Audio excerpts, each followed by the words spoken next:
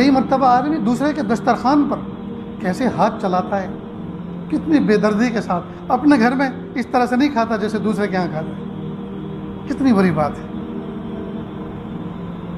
حرص کے ساتھ مت کھاؤ دوست، اپنے نفس پہ بریک لگاؤ، نفس پہ بریک لگاؤ۔ کئی مرتبہ دسترخوان پر اتنا بھی تمیز نہیں ہوتی، مثال کے طور پر کچھ چیزیں تو ہوتی ہیں اصلاً، مثلا روٹی ہے، سالن ہے، چاول ہے، دال ہے، یہ اصل ہے، اور کچھ چیزیں ہیں ترفہن ضمناً، مثلا کباب ہے، مثلا پاپڑ ہے، مثلا سلاد ہے، یہ سب چیزیں کمبینیشن کے طور پر رکھ دی جاتی ہیں ذائقے درست کے لیے، نشاط کے لیے۔ اب کوئی آدمی، اب مثال کے طور پہ 5 آدمی دسترخوان پہ بیٹھے ہیں، تو اس نے 5 کباب رکھے، ہر ایک حصے میں ایک ایک آ جائے، یہ 5 اس نے برگر رکھے، اب ایک نے ایک تو کھا لیا، دوسرے نے روٹی شروع کر دی، اس نے سوچا یہ تو بہت اچھا، ایک اور کھا رہا ہے، تو اپنا تو کھایا، دوسرے کا بھی کھا گیا، کتنی بھدی بات ہے یہ۔ کباب 3 اور 4 اپنے پلیٹ میں اتار لیں، اور جب ختم ہو گئے دوسرے لاؤ، اور کتنی بے غیرتی کی بات ہے۔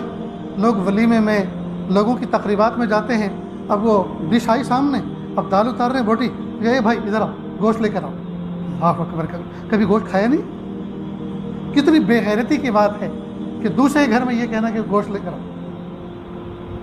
ارے جو کچھ آ گیا آپ کی قسمت میں، کیا پتہ اس کے ہاں، اگلے کے ہاں بس اتنا ہی تھا، پوری ڈش بھر کے اس نے آپ کے سامنے رکھ دی، جو کچھ تھا یہی تھا، آپ کا جو حصے کا جو بچے گا وہ گھر والے کھائیں گے، اور تم یہ ہے کہ تم ان سے اور کا مطالبہ، مزید کا مطالبہ کر رہے، بہت بری بات ہے، بہت بری بات ہے۔ دوسرے کے یہاں اس طرح سے کھاؤ جس طرح دوسرے کو اپنے یہاں کھلاتے۔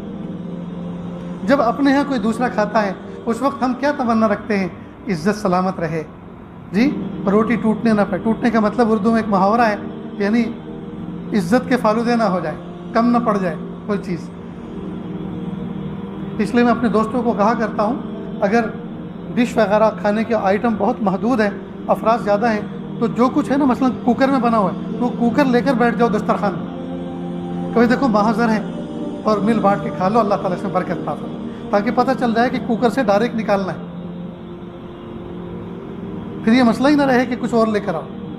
کھانے والا پہلے سے اپنی طبیعت اور نیت بنا لے کہ بس اسی سے گزارا کرنا۔ عجیب بات ہے دوست۔